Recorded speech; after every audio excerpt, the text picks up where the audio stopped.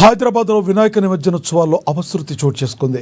GHMC పారిశుద్ధ్య కార్మికురాలు truck ఢీకొని మృతి చెందారు. గుడిమల్కాపూర్కు చెందిన రేణుక గత 15 ఏళ్లుగా జీహెచ్ఎంసీలో పారిశుద్ధ్య కార్మికురాలుగా పనిచేస్తున్నారు. ఇవాళ ఉదయం బషీరాబాగ్ లిబర్టీ మార్గంలో విధులు నిర్వహిస్తున్న సమయంలో ఘటన చోటు చేసుకున్నట్లుగా తెలిసింది. ఆమె రోడ్డు దాటేందుకు ప్రయత్నిస్తున్న సమయంలో బషీర్బాగ్ నుంచి వస్తున్న వినాయకుడు ఉన్న ట్రక్ వాహనం ఢీకొట్టింది. దీంతో ఆమె తలకు బలమైన గాయం కావడంతో వెంటనే చికిత్స కోసం ఆసుపత్రికి తరలించారు.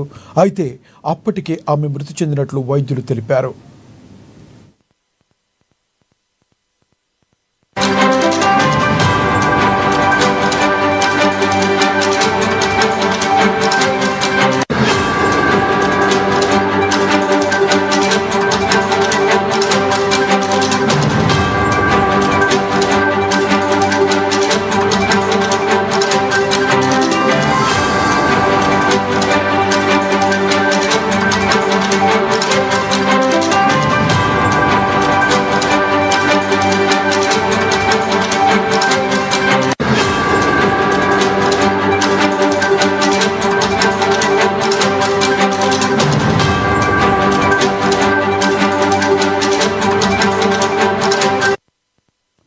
హైదరాబాద్లో వినాయక నిమజ్జన ఉత్సవాల్లో అపశృతి చోటు చేసుకుంది.